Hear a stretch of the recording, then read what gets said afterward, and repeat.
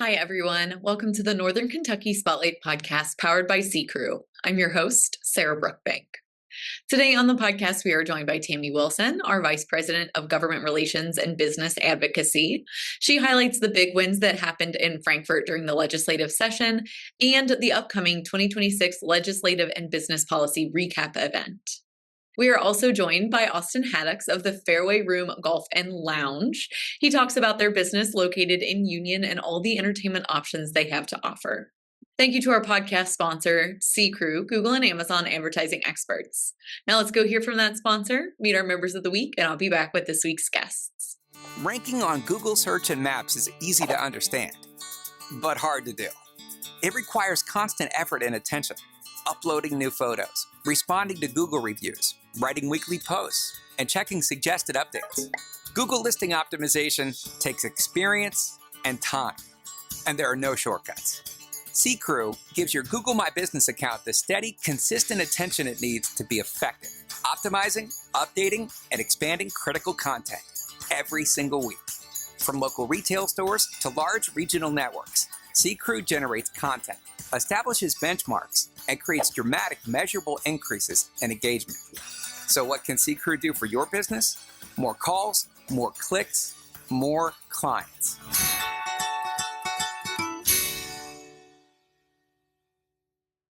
Congratulations to our members of the week. You can learn more about these businesses by following the Northern Kentucky Chamber on social media, where we highlight one of these businesses each day. Now, let's meet our members of the week. With a mission statement to discover, explore, experience a lifetime of learning, the Boone County Public Library serves as a welcoming hub for residents of all ages through an extensive collection of books, digital resources, and technology. Crestline CFO Advisory provides fractional CFO and strategic finance support to closely held, family-owned, ESOP, and private equity-backed businesses across Northern Kentucky and Greater Cincinnati. KFI Engineers is a recognized industry leader in process and facilities design and performance with a tailored approach to the unique attributes of their clients' businesses. Emergency Systems is a local, family-owned small business specializing in residential and commercial security needs. MTE Solutions provides MedTech executive business services. Hi, everyone. Today on the podcast, I have Tami Wilson, our Vice President of Government Relations and Business Advocacy, the title I always have to look at. But Tami, welcome back to the podcast. Oh, so great to be back with you, Sarah. It's great to be back in Northern Kentucky after a pretty long budget session. Yeah. You have been living in Frankfort since the beginning of the year. Session wrapped up in April. Tell us some of the highlights. What were you seeing when you were down in Frankfort? Yeah, well, every session, I say this every year, and it's so true. It has its own personality. Each session develops its own personality. This year being a 60-day long budget session, kind of started out sort of typical, a little bit on the slow side. We were all waiting for the House to release their budget. Came pretty late from the circumstances I'm accustomed to. They've issued it before the end of the previous year, some years. So we just never knew when it was going to come out. So finally the House budget came out, and it kind of sent a bit of a panic up everybody's spine. It was very, very bare bones, very much just the framework of the foundational pieces of the overall budget for the year. And then they sent it over to the Senate, and they took a few weeks and they did some redressing of it and issued theirs. And then some debate came about. Like every other budget year, generally those budget bills, which were House Bill 500, which was the executive branch budget, House Bill 502, which was the road bill, which we were watching very closely to ensure that our dollars for the Brent Spence Companion Bridge and others projects were in there, and that all of those bills went to conference committee and free conference committee, which took it right down up to the veto period days. So really, it was started out kind of slow, but once those budgets were released, all the work and the hallways filled back up, and things got a little wild. Yeah, down to the wire. I know we've had a couple of updates over the years that I've been hosting the podcast, and it feels like every time I talk to you, it's always down to the wire. It's always last minute, but that's how things go in Frankfort. That's right. I know there were a lot of things that we have talked about here at the Chamber. There were some wins. There were some big wins for Northern Kentucky. You already mentioned the Brent Spence Companion Bridge. Tell us some of the highlights. What are the biggest wins that you saw out of Frankfurt this year? Well, in terms of the road bill 502, which did have the Brent Spence Companion Project dollars in it, the good news is there's good news and there's bad news. The bad news is the price tag went up for it, right. And there was concerns that how is that difference over the time and the increase in costs going to be covered. And then, of course, one of our top priorities was Kentucky 536, the east-west corridor that would bring a lot of the workforce from some of the more rural counties through Campbell County up to the airport and other places where many of the jobs are. That came out of the House fully funded, but on the Senate side, they had to pare back to help pay for. That's kind of the rumor mill. I don't know that to be factual, but with some of the justifications of shuffling of dollars around on the Senate side was to help make up for some of those increased costs for the Brent Spence. It is fully funded. Again, no tolls, so that's good news. And it was fully funded. 536, we're going to have to go back and scrap and work again in 2 more years on that one. We got it partially funded, the remainder of it, but again, we have some continued work to do in the future. Yeah, so, always something. So outside of the road bill, outside of the bridge, what are some other big ticket items that we got funded? So House Bill 900, I haven't mentioned that one yet, is the one-time funding bill. Again, that one also went to conference and free conference committee for finalization. For that, Northern Kentucky as a whole, and when I say Northern Kentucky, Boone, Kenton, and Campbell, pulled in of nearly $59 million worth of various projects, and some opportunities were in there. As you know, we've talked extensively about housing, and Senator McDaniel put in an opportunity. It is statewide and it will be competitive, but there is some opportunity through a CDFI, which stands for Community Development Financial Institutions, for some housing projects. And I'm confident our catalytic fund will be very competitive in that. And so that's one, we take that as a win. $5 million inserted into that program. St. Vincent de Paul, local charity and a member of the Northern Kentucky Chamber, got some dollars over in Erlanger for a new facility, to the tune of about $2 to $2.5 million. I'm not 100% sure on that dollar figure. And then their children's home, Diocese Children's Home, won $3.5 million. And again, to the tune of $59 million. So you can't really walk away, upset about that. Lifeside KY, another great, economic development entity and organization that is on a high growth track, pulled in quite a bit of money. And Life Learning Center, another big winner the day in that bill, for continued expansion and workforce, continued work efforts in the workforce sector with their candidates and their clients that they work with. So really, there was a lot of asks for nonprofits. These are some new ones. Some of these organizations have never been funded by the state before. So that's good news. We'll take it where we can get it. And it was a difficult process. I'm sure our senator from Kenton, A&R chair, really had some challenging and really difficult decisions to make on who to fund and who not to fund. Great work from Representative Stephanie Dietz of Kenton County. She serves on the House A&R, as well as Representative Kim Banta, Representative Mark Hart, as well from our caucus, served on the House A&R committee. So I was in constant communication with them, and they were in constant communication with leadership to help ensure many of these projects. Wasn't everything. We don't get everything every year, and we should never expect that. But some good stuff came out of this year's session in House Bill 900 for sure. Yeah, that is really exciting. You mentioned a lot of chamber members, which we obviously love to hear. I know there are a lot of people outside of the chamber that also got some funding. It's funny you mentioned St. Vincent de Paul, Northern Kentucky. For people that have listened to the podcast, they might know that we had them on talking about that capital campaign and that new vision for the future. So people can go back a couple weeks ago, hear that conversation that we had with their leadership team. And that's really exciting for them that we recorded that well before they got funding. So it's good to hear some of that. What are some surprises? Was there anything that really surprised you that happened in session? Yeah, somewhat. There was a great deal of work done legislatively towards accountability for specifically education and healthcare. To some degree, I was expecting that, but to the extent it went, that was a bit of a surprise. And just the conversations that happened surrounding those, it wasn't as contentious as we thought. Um, and really at the centerpiece, when I was thinking education, I was thinking NKU funding. Again, Mhm. it being a budget year, I was thinking NKU funding, and I haven't mentioned that yet. Um, they did. It started out, as I said, the original House version, kind of scary looking. And our great institution of NKU is the least. We get the least amount of money per student across the entire Commonwealth for public post-secondary ed institutions.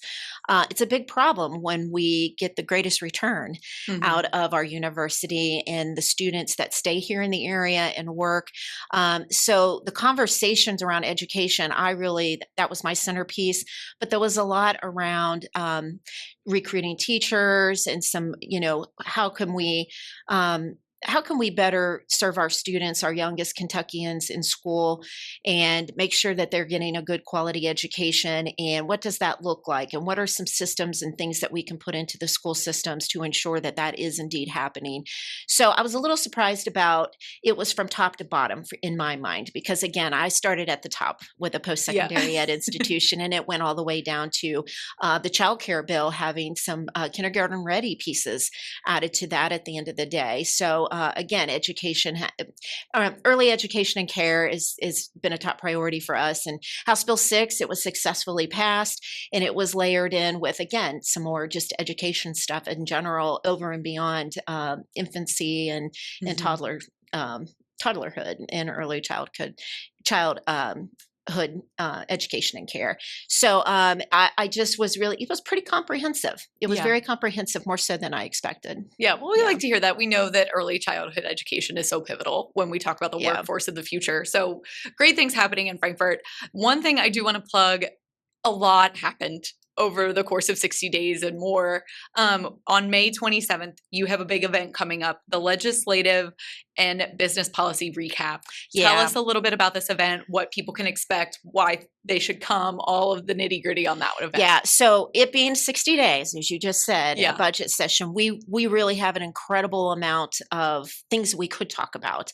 And we have some wonderful legislators in our own Northern Kentucky caucus who can really help share, maybe give us a little more inside scoop on the conversations and the process this session. So on, as you mentioned, May 27th, everybody's welcome. Registration is open for it now. We will host some of those Northern Kentucky caucus members. One of them I have obviously already confirmed is Representative Stephanie Dietz, who, again, I mentioned earlier, serves on House A&R, as well as a couple other things. She's a leader for our region and very quickly earned that title, if you will, through her efforts since she has been in office. So I have confirmed her. We have invites out to others. So as you can imagine, I'm hoping that our chairman from Senate A&R can join us, but we haven't confirmed everybody, but we will have several members, and even those that aren't serving on the panel from the caucus will be in the room. So it'll give you a great opportunity to have one-on-one conversations, but to hear more directly on how this session went for them and some of the goals that they had, as well as what fit into the priorities of the Northern Kentucky Chamber before we ever got there, and what we discussed last fall, and what part they had in all of that. So it's great to sit around with other members of the chamber, some friends, some not. You'll meet and have that opportunity to network with new people that have an interest in advocacy and the work that we are doing in the advocacy program here at the chamber. Yeah, and we know those connections are so, so important when it comes to advocacy, when it comes to business growth, when it comes to really everything here. Yeah, it's always something that's mentioned a lot on our member surveys, the importance of advocacy, particularly for our small business, which is a big part of our membership. We are on our toes. We're also working on a paper document that we will be rolling out on the May 27th event. So be the first to be there to pick one up and to see it. It's a little bit more comprehensive on the legislation that was passed, as well as the wins, and just kind of, it'll set the table for us us going into the interim, which will start in June at some point. I'm hopeful that that the legislature will have announced the task force going into the interim by the date of that event. I'm being told end of May that they will make those announcements. So that'll be pretty pivotal, and we'll kind of know what our path looks like going into the interim at that point. And we'll talk a little bit about that as well at the event. Yeah. Anything that you can say now about the interim? I feel like June feels like forever away from me, but I know May is really right on our tail. Well, one of the disappointments, if I have to talk about a disappointment for this session, was the big omnibus housing bill, Senate Bill 9, did not see success. We spent a lot of time this session talking about it. There's a lot of facets to it, and there was some fantastic parts to that. But as the sausage making process goes, some legislation that was less favorable to our local governments, to Kentucky League of Cities and others, had to do with short-term rentals, was inserted into the bill, and it basically was a deal killer for many people. They see it as a counter to being helpful to housing.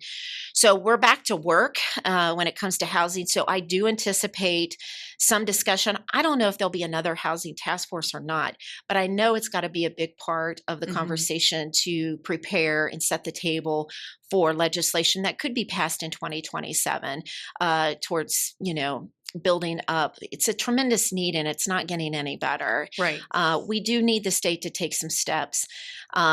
It just went a little bit too far, and it passed the palatability of a lot of our legislators. So unfortunately, it died on the vine. Yeah. And that one, I know we talked a lot about it in the interim this past year about housing. We had a lot of members involved in the Home for All report, and we had the housing blueprint that was released last year. So that housing conversation will, I know, continue. Yeah, definitely.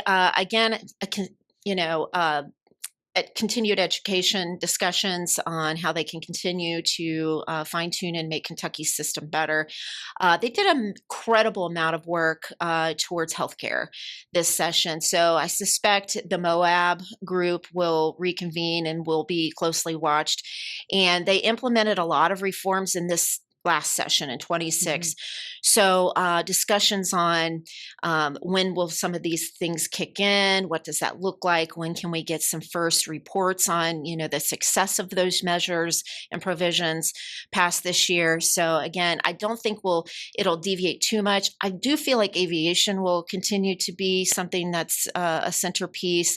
We were fortunate enough to, in the very last day of this session, House Bill 869, there was some language inserted in there that is very beneficial to CVG and to some of our bigger airlines and distribution centers like Amazon and DHL with the alternative aviation fuel passage, that tax credit towards that. So seeing some results and movement on that is really a move that not only benefits our aviation sector, but also our agriculture people. So that I kind of thought was not going to happen this session. And again, 11th hour, last day, literally the last day. Down to the wire. House Bill 869 delivered. So, yeah. Wow, that is a lot. So like we said, May 27th for more information on everything that happened during the session. Tami, wonderful to see you outside of Frankfurt. Great to be back in Northern Kentucky for a little bit longer than a weekend. So. Yes, exactly. Is there anything else I didn't ask? Anything you think our chamber members need to know about what's going on in your crazy world of advocacy right now? Well, again, it really doesn't slow down for us. We're preparing for our trip to Washington, D.C. So, a lot to be watched both locally at the state level during the interim and federally. So, we're doing our best to stay on top of that. We do have a newsletter. We will issue that twice a month since the General Assembly has concluded. So if you have an interest in that, please just email me at twilson@northernkentuckychamber.com. I will make sure that you get added to that distribution list. It's really a quick way. They come out on Fridays generally. It's a quick way to just get up to speed on a lot of things without taking a lot of time out of your day. And then I'm going to end on a plug. We do have a major primary here in Kentucky. Yes. And I understand in Ohio and Indiana as well.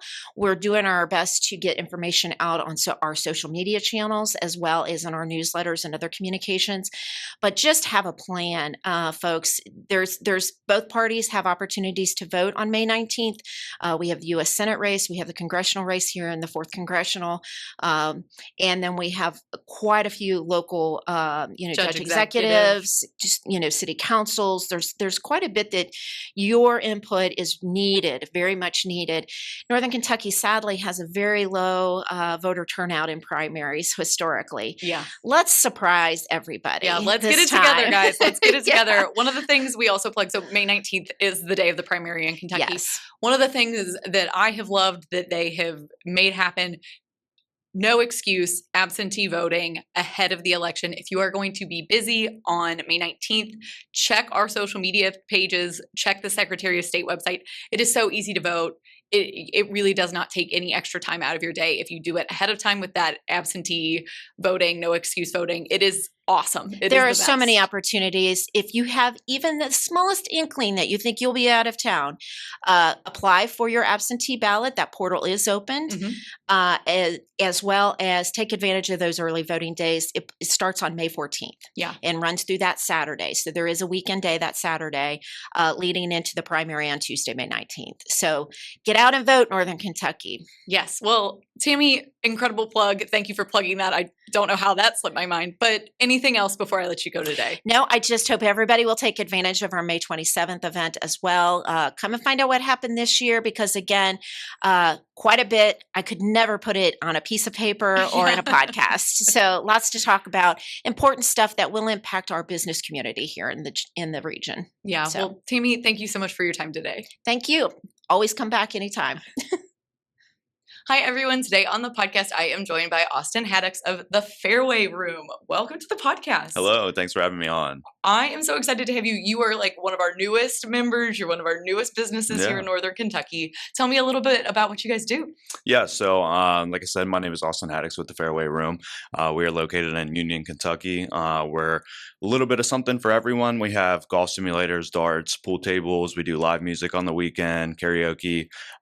We have different food specials throughout the week. We do leagues. We do different type of birthday events and corporate events. So a little bit of something for everyone out there. Yeah, I absolutely love that. And you guys are located out in Union on the promenade in that area where I feel like all I talk about is how big that area is. Yeah. I mean, every night I feel like something else pops up out there, and we're super happy to be part of the community out there because everyone is super welcoming, and we're just excited to get rolling out there. Yeah, and you guys are in just like that perfect area, walkable. People are able to like have dinner and come in, or they're able obviously to eat with you all. So you wrote, we have a little questionnaire that people fill out before they come on the podcast. And you guys said that on January 1st, 2025, this was not the plan. You didn't know you were going to be running a business with your dad. So tell me, how did you guys get started? What was the passion behind this? Yeah. So at the end of the day, I mean, it just really came down to fulfilling a need of the community there. And a need for us. We needed some type of direction to go with our businesses, because both of us have a business background. Myself, I have a couple other companies as well, and then my dad has had some companies in the past. But we saw a need for entertainment in the area. There is thousands of people that have been moving out there yearly that have grown the area to a point where you can go there, but there's nothing to do. So it's like people don't really want to live places where you have to travel 30 minutes, 40 minutes just to go simply get a nice bite to eat or to hang out somewhere, and to be able to be on the forefront on a place where we have great exposure with all of the houses being built directly behind us, all of the apartments, everything growing extremely fast. And so it's a good place to be at, and we recognize that. And as soon as we saw it, we kind of jumped on it. Didn't really have anything in planned, or I mean, I had a general idea of what we wanted to accomplish there, but the nitty-gritty stuff, it was we'll figure that out as we go. So like I said, January 1st, no idea, nothing in the works to open this place up. January 15th, like I said, I signed the lease on it. So if you want something, I full-heartedly believe you move on it with everything that you have. And now we're here. Yeah. So yeah, it's been a long road. We started in January of last year. Our like pre-opening was on New Year's Eve, and that was great. We had all our friends, family, everyone out to come celebrate with us, bringing in the new year.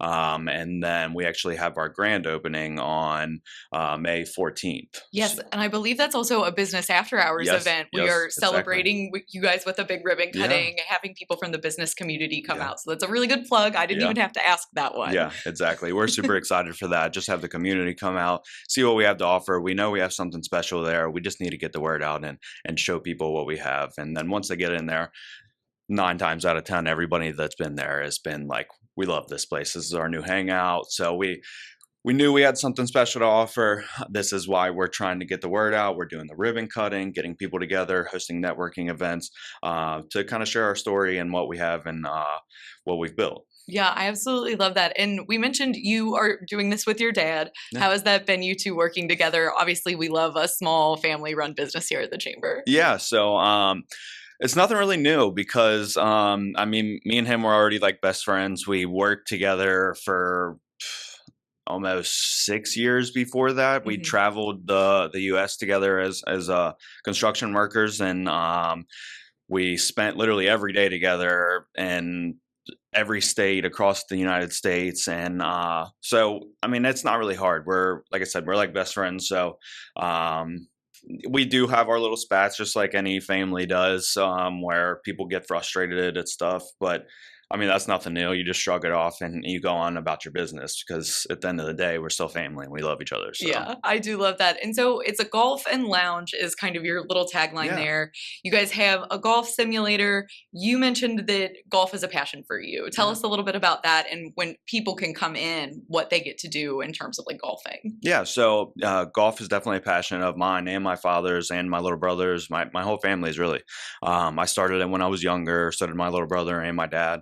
And it was just a good way to get out with the family and enjoy nature, be outside, and you get to whack some balls and take some stress out. And so it's a good time. And we wanted to combine that with the entertainment aspect of a restaurant or bar, because at the end of the day, there's more non-golfers than there are golfers. So we wanted to cater to everyone, not just the niche of the golfers in there. Now, we do have a lot of stuff for the golfers. Between both our simulators, we have over 2,000 courses on there, all of the PGA courses, including some of our local courses on there as well. And then a multitude of different games between like Top Golf style stuff. You can play like cornhole on there. There's putt-putt. You can play beanbag toss, a bunch of different stuff on there. And then we even convert the simulator bays into big video game nights where we have like Super Smash Bros. And Guitar Hero and Mario Kart and everything on there. So we're versatile with what we are now. Like I said, golf is our passion, but we like to cater to everyone, not just golf. Yeah, because I think so much of like a family, like I golf, but I'm not really like a simulator is not my jam. It's like every time I go up to a simulator or a driving range, it's like I've never touched a golf club before in my life. But you mentioned leagues, you mentioned different events. What is on the calendar for you guys this spring? So we have spring leagues that actually just started up. They're on Monday, Wednesday, and Thursday. We still have some spots open for that you're more than welcome to make up any previous weeks. So if anybody wants to sign up for that, you can get on our Facebook page or on our website, just thefairwayroom.com, or feel free to call us. Our website has our info on there, and so does our Facebook. Very nice. And so you mentioned the website is a good place to sign up for leagues. For people that just want to come in and visit, can they sign up day of? Do they need to sign up in advance? How does that work? For the golf simulators, if we have open availability, walk-ins are definitely available. We do get a lot of those during the weekends where people, because as you said, we have a bunch of other businesses around us. So people are coming to check other stuff out. They're eating dinner other places, and then they just see our doors open. They hear us with music on. They hear people having a good time in there, and they see it.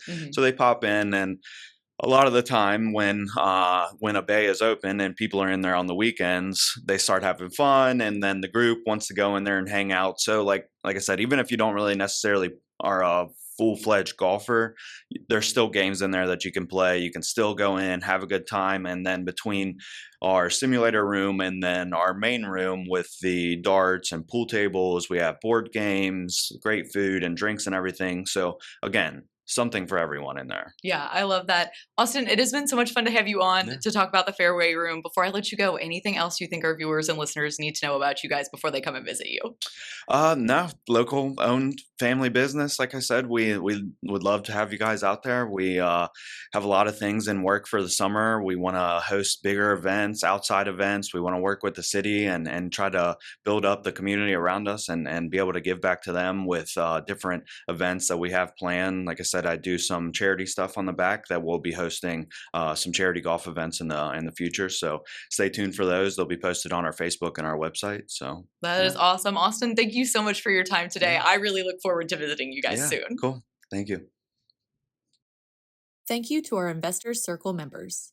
Our Investors Circle members help us promote and support the development of strong businesses and a vibrant economy in the Northern Kentucky region. Thank you to all of these members for their investment, which will help the Northern Kentucky Chamber of Commerce in our mission to develop and grow a thriving business community. Northern Kentucky needs tailored solutions to address our housing shortage. Home for All, Northern Kentucky Housing Strategies, explores how we can retain young adults, help older residents downsize or age in place, and ensure new neighbors have housing options that fit their lives. Dive into the report at housingNKY.org. Welcome back, everyone. I hope you enjoyed hearing from Austin and from Tami on today's episode of the podcast. Like Tami and I talked about, the 2026 Legislative and Business Policy Recap is happening on Wednesday, May 27th at the Cincinnati Airport Marriott in Hebron. Join us to hear from Senator Chris McDaniel, Senator Matt Nunn, Representative Mike Kleins, and Representative Stephanie Dietz about the key decisions and priorities that came out of this year's legislative session. You can register at nkychamber.com/events. Thank you once again to our podcast sponsor, CKREU, Google and Amazon advertising experts. And just as a heads up, we will not have an episode next week for Memorial Day. I hope you guys have a very safe and happy holiday. Finally, if you are a member who would like to be featured on the podcast, or if you're someone who is interested in joining the Northern Kentucky Chamber of Commerce as a member, please reach out to Lynn Ablin. You can find her contact information on the screen in front of you or at our staff directory at nkychamber.com/staff. Thanks so much for tuning in. I'll talk to you guys in 2 weeks.